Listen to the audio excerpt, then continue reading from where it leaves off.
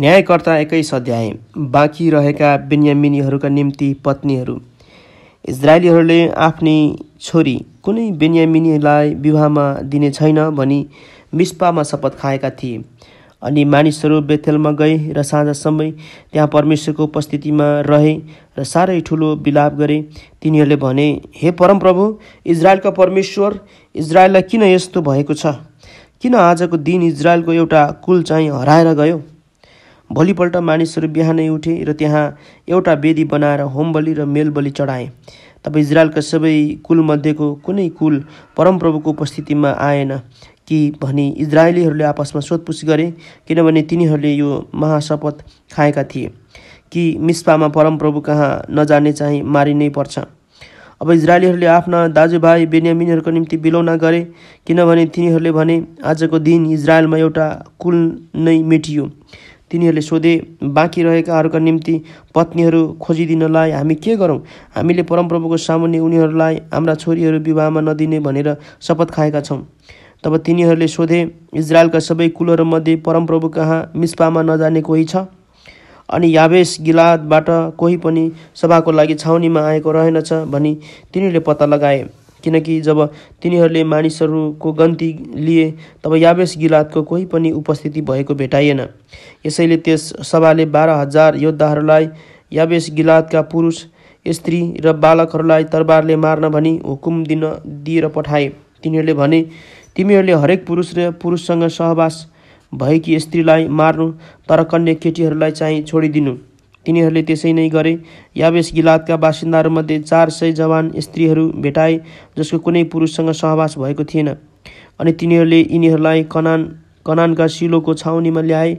तब जम्मै सभाले रिमोनको चट्टानमा भएका बेन्यामिनीहरूलाई शान्तिको प्रस्ताव गर्न डाकी पठाए। यसकारण बेन्यामिनीहरू फर्केर आए र उनीहरूलाई याबेस गिलादका ती स्त्रीहरू दिइयो जो बचाइएका थिए, तर उनीहरूका निम्ति ती यथेष्ट भएनन्। मानिसहरू अझै पनि बेन्यामिनको निम्ति बिलौना गरिरहे, किनभने इजरायलका कुलहरूमा परमप्रभुले यो फाटो गरिदिनु भएको थियो। अनि सभामा धर्मगुरुहरूले भने, बाँकी रहेकाहरूको निम्ति पत्नीहरू खोजिदिनलाई के गरौँ? बेन्यामिनका सबै स्त्रीहरू त मारिए।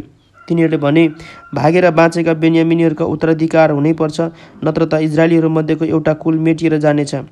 हामी आफ्ना छोरीहरू उनीहरूलाई विवाह गरिदिन सक्दैनौँ, किनभने कुनै बेन्यामिनीलाई आफ्नै छोरी दिने मानिसहरूमाथि सराप आउनेछ भनी हामीले शपथ खाएका छौँ।